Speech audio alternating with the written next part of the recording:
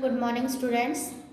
आप लोग को आज मैं चैप्टर 6 का जो होमी जहांगीर बाबा चैप्टर पढ़ाया था उसका एक्सरसाइज करवाने जा रही हूँ, तो ध्यान से देखेंगे और सुनेंगे। ओके, सबसे पहले देखिए इसके वर्ड मीनिंग है कुछ। सुनहली का अर्थ होता है सोने जैसी। सुकुमार अति कोमल। मृदुल प्रलय का अर्थ होता है विनाश। कर्णभेदी कानों को छेदने वाला। उसके बाद मात्र केवल ध्वस्त करता है, नष्ट करना, उजाड़ना। निर्माण का अर्थ होता है बनाना। कारगर का अर्थ होता है सफल। पाश्चात्य का अर्थ होता है पश्चिमी। उत्तीर्ण का अर्थ होता है पास। प्रतिभा चमत्कारी बुद्धि।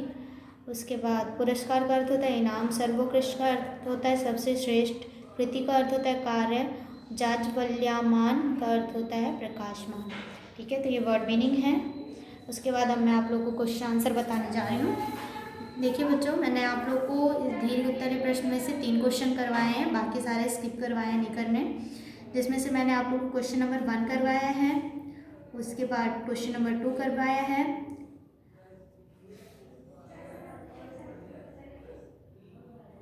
और क्वेश्चन नंबर 6 करवाया है। ठीक है, 3, 4, 5 आप लोगों को नहीं करना है, इसको काट देना है। ठीक है, ये 3 क्वेश्चन मैंने करवाए हैं। मैं बता देती हूँ सबसे फर्स्ट क्वेश्चन क्या है आप लोग का। अणुबम विस्फोट से पहले हिरोशिमा नगर का लेखक ने कैसे वर्णन किया है। जब लेखक ने स्टार्टिंग में हिरोशिमा नगर का जिस प्रकार वर्णन किया उसको अपने शब्दों में लिखना है। तो इसका आंसर है बच्चों, अणुबम विस्फोट से पहले हिरोशिमा नगर सुबह की सुंदर बेला में मग्न था। जापान का हिरोशिमा नगर अभी रात की नींद से जागकर दिन की चहल पहल में डूबने जा रहा था। सूरज की कोमल और सुनहली धूप चारों ओर धीरे धीरे बिखर रही थी। सुंदर सुंदर छोटे बच्चे स्कूलों की ओर जा रहे थे। माताएं अपने अपने घरों में काम में लगी हुई थी। धार्मिक स्थानों में प्रार्थनाएं चल रही थी, मानो उस समय हिरोशिमा नगर फुलवारी सा धरती पर खिला हुआ था। तो ये क्वेश्चन नंबर फर्स्ट का आंसर है आप लोगों का। क्वेश्चन नंबर 2 है, भाभा को बचपन में क्या परेशानी थी, उसका किस प्रकार समाधान हो सका। तो भाभा को बचपन में नींद नहीं आती थी, वे प्राय रोते रहते थे। इससे उनके पिता परेशान रहते थे। यह एक चिंता का विषय था। डॉक्टरों से सलाह ली गई, परंतु कोई लाभ नहीं हुआ। अंत में एक उपाय काम में लाया गया। उनके सामने ग्रामोफोन बजाया गया। यह उपाय बहुत कारगर साबित हुआ। ग्रामोफोन सुनकर उनका ध्यान बढ़ जाता था और उनकी रुलाई बंद हो जाती थी। ठीक है, फिर क्वेश्चन नंबर 3 है, विज्ञान अभिशाप कैसे है, अपने शब्दों में लिखिए। तो आप लोग इसको तो निबंध में लिख सकते हो, निबंध का एक छोटा सा पार्ट लेकर लिख सकते हो। विज्ञान एक ऐसा साधन है जिसमें असीम शक्ति प्राप्त की जा सकती है। मनुष्य जिस तरह से चाहता है उस तरह से इसका प्रयोग कर सकता है। सभी लोग जानते हैं कि विज्ञान में दैवीय शक्ति के साथ साथ असुरी शक्ति भी है। आज उसके आविष्कार ही हमारे लिए अभिशाप बन गए हैं। विज्ञान की मदद से किए जाने वाले हमारे दैनिक कार्यों में कई ऐसी बातें जुड़ती चली गई जिनके कारण धरातल के संपूर्ण जीव जगत पर संकट के बादल मंडराने लगे। मनुष्य ने अपना दैनिक जीवन तो आसान बना लिया, परंतु आगामी पीढ़ी के लिए धरती एक समस्या सी बनती जा रही है। विज्ञान के कारण बहुत लोग बेरोजगार हो सकते हैं। बेरोजगार किस लिए हो रहे हैं लोग, क्योंकि मशीनें बढ़ती जा रही है कंपनियों में, और अगर मशीनें बढ़ रही हैं तो 10 कारीगरों का काम मशीन अकेले कर लेती है, तो इसलिए बेरोजगारी बढ़ती जा रही है, लोगों को नौकरियां नहीं मिल रही हैं।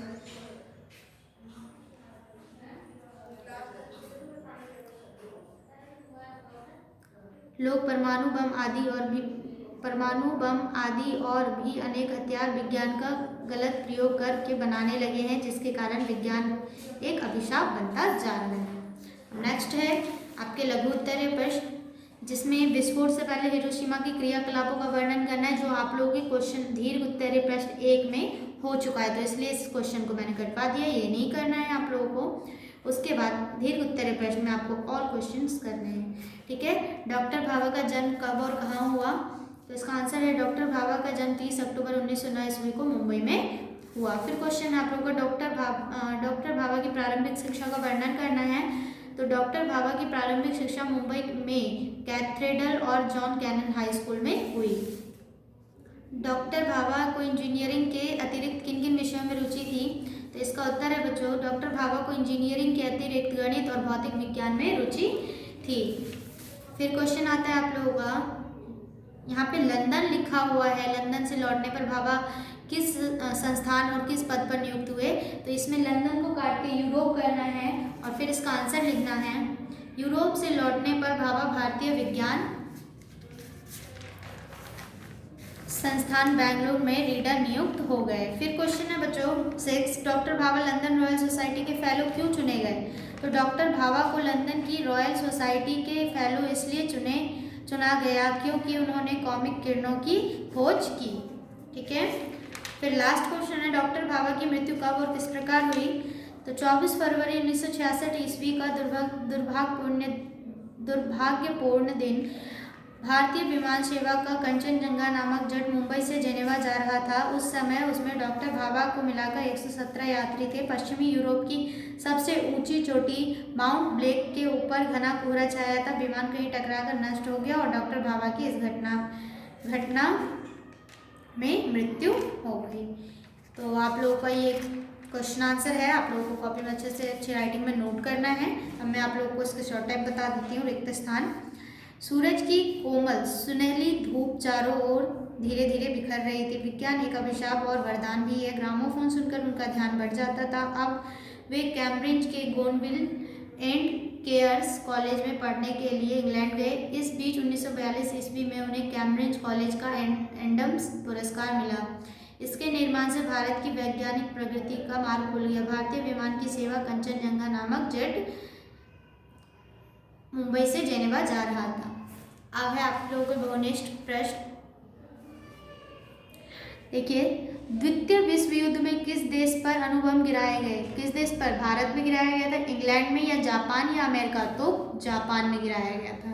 डॉक्टर भाभा कैम्ब्रिज के केयर्स कॉलेज में प्रविष्ट हुए कौन से सन में? 1925 ईस्वी में, 1920 ईस्वी में, या 1935 में, या 1930 ईस्वी में?